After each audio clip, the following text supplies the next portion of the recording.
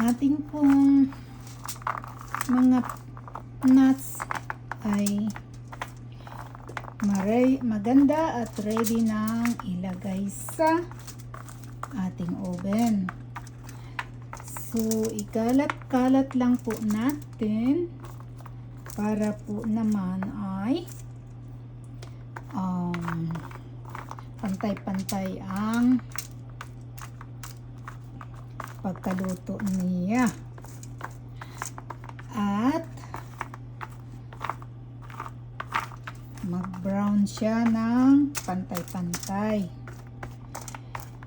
So, ang akin pong ma-share sa inyo ay iyan lamang. Follow for more and subscribe for more. Makita po ninyo, iyan ay makintab-kintab na. Ibig sabihin ay lahat sila ay may kaunting olive oil para maganda po ang kanilang pag-brown sa oven. Masarap po itong kainin habang tayo ay nanonood ng TV, nanonood ng palabas tungkol sa baha.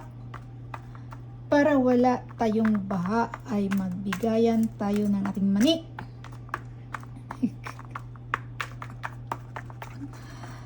Ang baha po ay hindi maganda.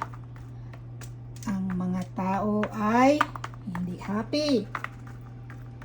So, para maganda, lagyan ng olive oil para maging happy sila at pantay-pantay ang pag-brown nila sa oven. Okay po, so ipasok na natin sa oven. Mag-stay siya doon ng mga 40 minutes and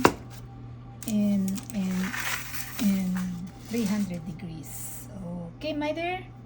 Salamat sa panonood at follow for more. Thank you for watching. God bless.